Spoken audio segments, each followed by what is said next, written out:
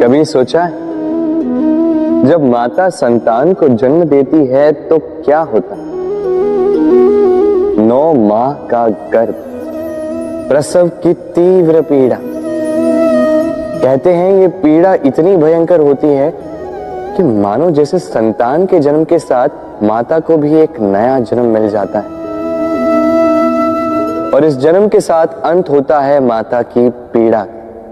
किंतु यदि आप दृष्टिकोण बदलकर देखें तो आप ये समझेंगे कि पीड़ा का ये अंत एक अपार आनंद का प्रारंभ है। आरंभ संतान का और संतान माता पिता के लिए सुख का प्रारंभ है। जीवन के साथ भी यही होता है। हम कभी कभी किसी संबंध या किसी स्थिति के पीड़ादायक अंत के कारण इतने विचलित हो जाते हैं कि उस आनंदमयी प्रारंभ को देख ही नहीं पाते। स्मरण रखिएगा, पीड़ा आनंद के प्रारंभ का लक्षण। राधे राधे। इस पुष्प को देख रहे हैं आप? कितना सुंदर है ये पुष्प। हर कोई चाहता है कि ऐसे किसी पुष्प को वो अपना ले, अपने पास रख ले। अब सोचिए, पुष्प को ये जो सम्मान मिलता है ये किस कारण से मिलता है? केवल इसलिए कि ये सुंदर है? चलिए आपको कुछ समझाता। ये पुष्प जब डाली पर होता है सुगंध से हमें आकर्षित करता है। इसी पुष्प की यदि आप माला बनाओ, किसी मूर्ति पर चढ़ाओ तो यह आदर का प्रतीक बनता है। अब यही पुष्प यदि आप शैया पे बिछा दो तो आप वो दृश्य देखकर, आप उस सुगंध से आपका मन प्रफुल्लित हो जाएगा। किंतु सोचिए, यही पुष्प यदि ये आप अर्थी पर सजाते हैं तो इस पुष्प का कोई सम्मान नहीं करता। कैसी बात है? वही पुष्प है, इस परिस्थिति में इसे सम्मान मिल रहा है, इसमें नहीं मिल रहा। क्यों? क्योंकि यही छिपी है एक महत्वपूर्ण सीख। इसका सार ये है कि सम्मान व्यक्ति या वस्तु का नहीं किया जाता, सम्मान किया जाता है समय और स्थिति का। अब समय जो है, समय हमारे वश में तो है नहीं, हमारे वश में है स्थिति। हमारी स्थिति कैसी होगी इसका निर्णय स्वयं हम लेंगे और जैसी हमारी स्थिति होगी वैसा हमारा सम्मान होगा। तो आइए मेरे साथ प्रेम से कहिए, राधे राधे। व्यक्ति के सर पर जब क्रोध चढ़ जाता है तो उसे सत्य और असत्य के बीच का ज्ञान नहीं होता। क्रोध उसकी दृष्टि को धुंधला कर देता है और फिर उसके पश्चात केवल माया और कपट ही उसे आगे का मार्ग दिखलाता है। अपने स्वार्थ की सिद्धि के लिए अग्नि क्या करती है? जलाती है।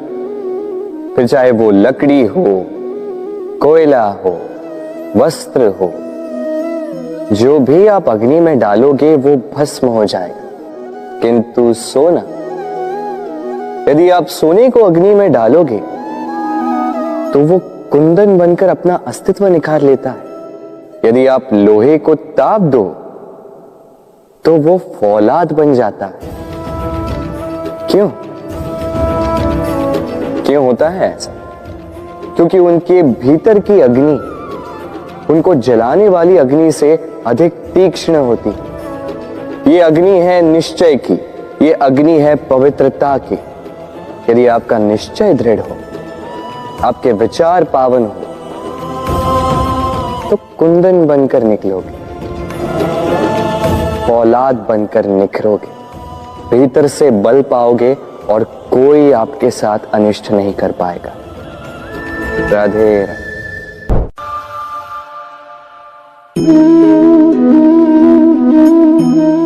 भय, भय सबको होता है, चाहे वो पशु हो, पक्षी हो या मनुष्य। वास्तविकता में मनुष्य भय को अपने साथ लेके ही जन्म लेता है। तो इस भय से, भय कैसा? यदि भय बुरा भाव होता तो क्या इसे हम अपने साथ लेके जन्म लेते हैं? वास्तविकता में भय हमें आगे बढ़ने के लिए प्रेरित करता है। अब देखिए,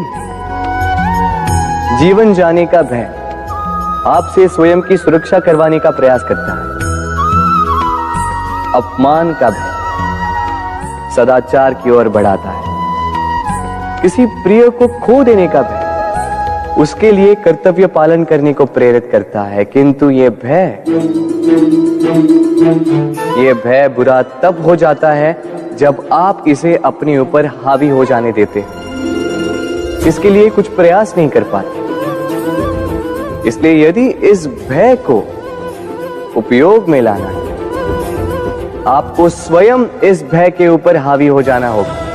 तो तोड़ दीजिए भय की सीमाएं। अपनी आत्मा को छोड़ के किसी और के समक्ष सर मत झुकाइए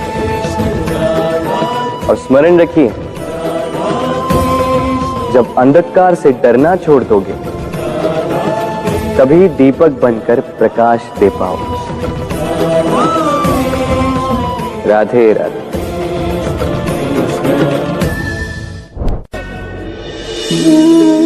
प्रेम संसार का सबसे पवित्र बंधन है, पर सच पूछो तो ये बंधन से मुक्ति है, स्वतंत्रता है।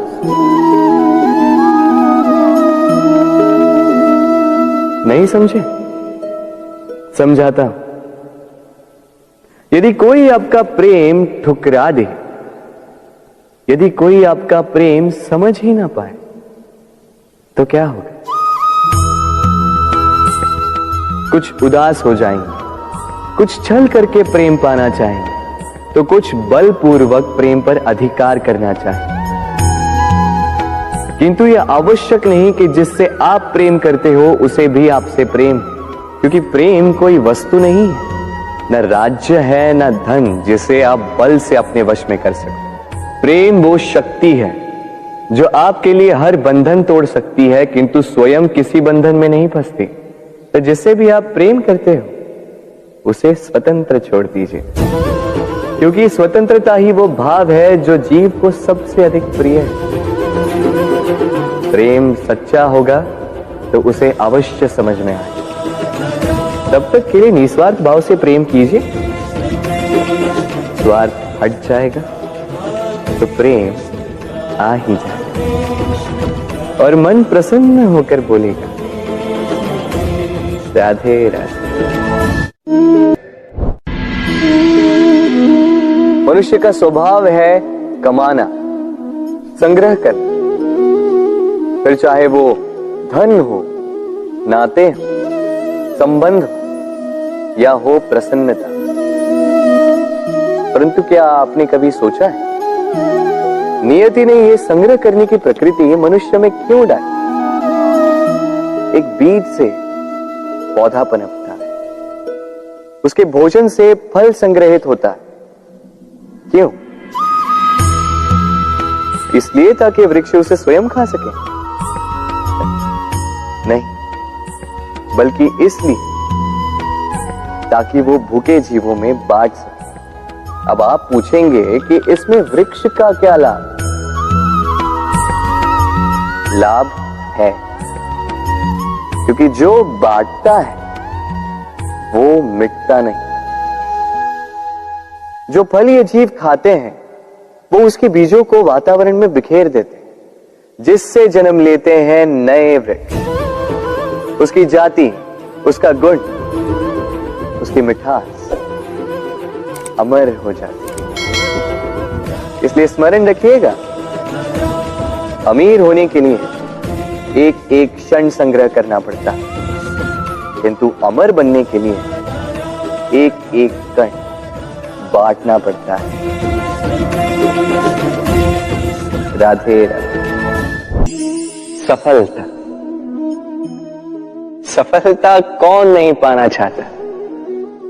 हर एक व्यक्ति चाहता है कि सफलता स्वयं आकर उसके कदम छूए। अब सफलता कदम केवल उनके चूमती है जिनके पांव धरातल पर होते हैं।